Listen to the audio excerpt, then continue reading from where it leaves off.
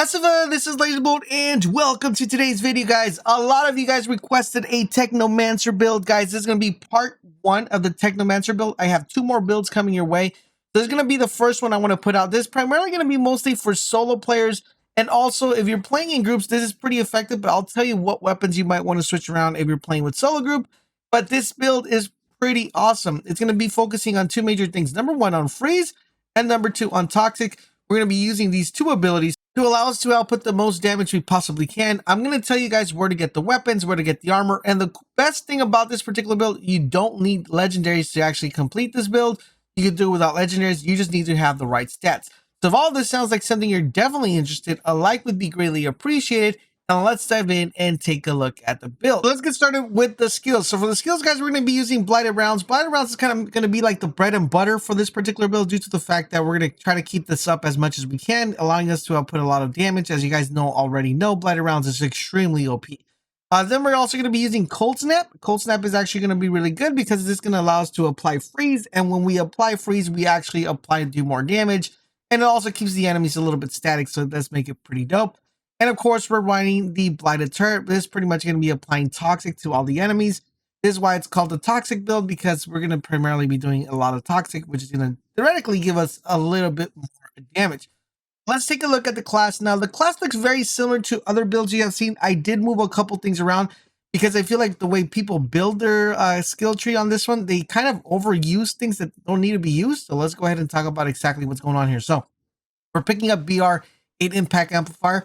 That's going to give us more weapon damage. We're picking up increase your weapon, weapon leech by 5%. A lot of people tend to pick this one up, which is going to reduce the cooldown of Blighted Rounds. I don't think this is needed. We're also going to be picking up increased armor piercing, which is going to help us kill, elites a lot faster. We're picking up the Havoc Nexus, which is going to increase your critical damage. They're really important. That's going to give us 15%. We're picking up exposing toxin. Every time toxin is affected on an enemy, this is extremely important.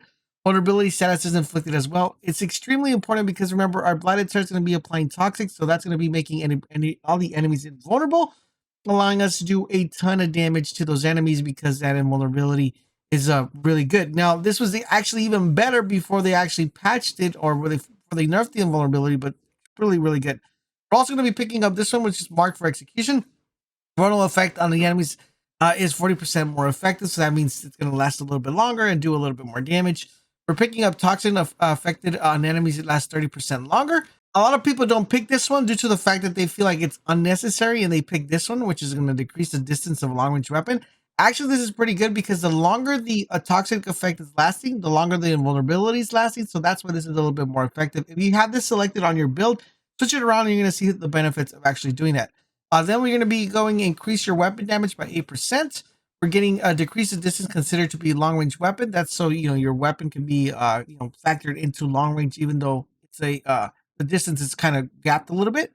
We're also going to be doing a purge, which is going to enemies afflicted with toxic receive 10% more damage. Really important. Increase weapon damage by 8%. We're also picking up Assault Rifle Master, which is gonna main reason we're picking this one up is just want that 20% assault rifle weapon damage increase. We're picking up increased assault weapon damage. So just of those two, we're picking up a total of 32 right there. We're going to be increased armor piercing by 10%, picking up increased damage received from all sources by 15% and dealt by 20%. That's really good because it's going to increase the damage that we're dealing out. We're also picking up increased long range weapon damage by 30%. Since we are picking this one up, that's the only reason we pick up the one that gives us the long range increment. We're going to also pick this one, which a lot of people tend to not pick, but this is going to increase your anomaly power by 4 I wish it was 40% by 4% each unlocked BR impact round. So we have a total of 4. That's a total of 12, which is really, really good. Then we're also have to pick this one, which is going to increase the magazine size by 50. Picking up enemies afflicted by toxic receive 15% more damage, which is really good because everybody's going to be toxified. That's why it's a toxic build. And then we have empowered antenna, which is going to activating DK increases your weapon damage. So that way, every time you have twisted rounds or the turret out, it's going to give you a weapon damage of 40%. Really crazy. I know the build does look a little bit similar, but we did do a couple changes. If you have a similar build, change those around to the way I have it, and you guys trust me, you won't be disappointed. This is a big one right here. If you guys are running this one, so that's a huge one, and this one's a big one because not a lot of people don't pick that one. So let's go ahead and go back into our inventory. Now, I know I said you don't need a legendary, and I have 2 legendaries here. I didn't have any better. I tried getting better gear, like at least even a blue and a purple, but I couldn't get one with the stats. So I had to go with the legendary, but you don't need this one. This one doesn't even have the right stats. So I only picked this one because of the mods. So let's go off the bat. The main stats you're going to be looking for here, guys, is bonus firepower, a long range damage, and anything else in between will be pretty good. Skill life leech is really decent because theoretically you're always going to be using your blighted rounds. So your skill life leech is always going to come back. I personally like skill life leech. A lot of people like cooldown reduction or status power, but that's going to be a personal preference. But the main here, bread and butter, you want bonus firepower. That's the main thing. Bonus firepower, skill life leech, status power is what I prefer. Some people like something different, some people don't like, but the main stat you want bonus firepower. As you guys see, I'm all over the place right now, but the main thing we have here is bonus firepower. Now, bonus firepower is extremely important because that's going to give us the maximum boost of the firepower right here. With this build, you're able to get this to like 209, 230. No, I think it's the max is 210 or something like 220 or something around there, depending on your weapons and also on your gear. But right now, you guys see this gear is really bad. If this was like, a 10 or 11, this would definitely be up in the 200. But what we're doing here, guys, is picking up bonus firepower, cooldown reduction, status power. That is what I personally prefer. I wish all my gear had that. But as long as you have bonus firepower, that's the main bread and butter of the build. So we have bonus firepower, skill lively. So what do we want here? So for the reason I like Surge's Barrette is because it comes with 2 mods that are pretty good for this build. It comes with Bloodlust, and it also comes with another one. I think it's Kingslayer. I think comes on the upright.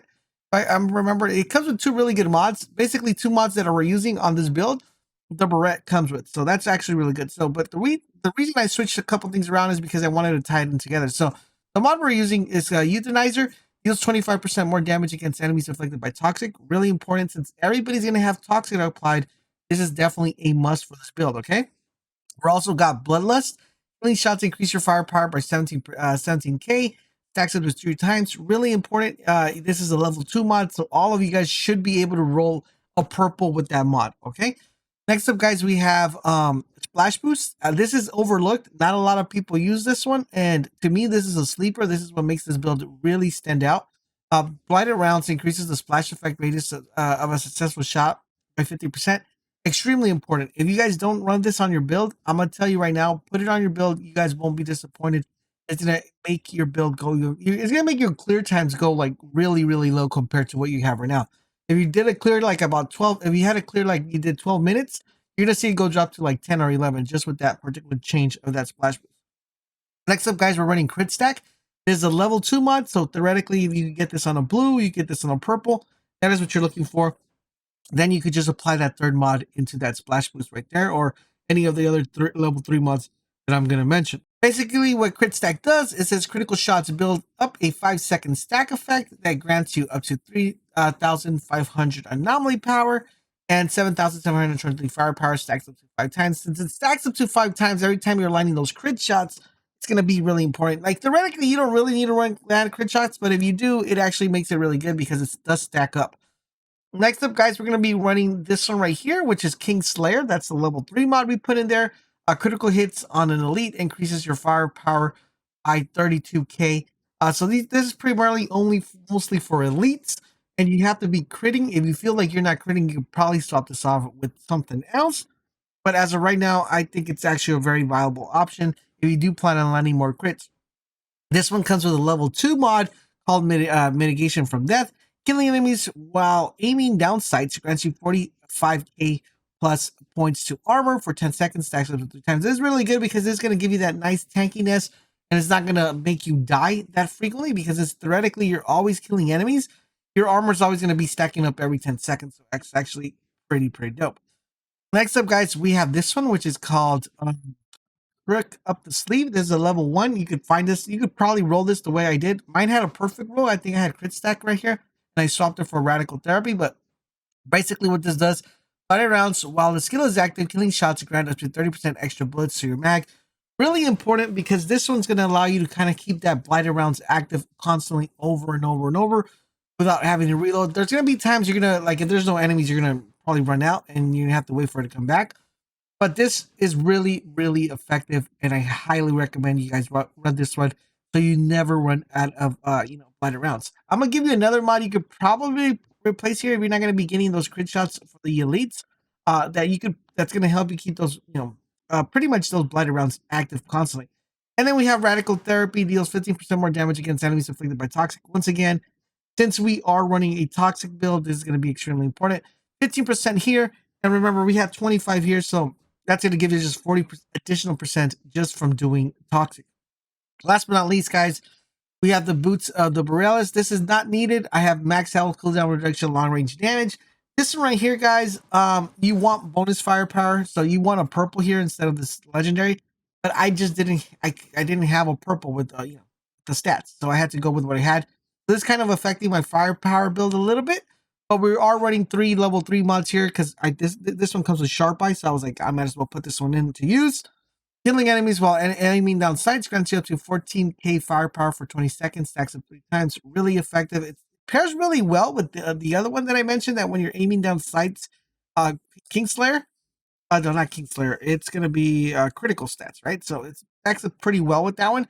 So I would recommend Sharp Eye definitely.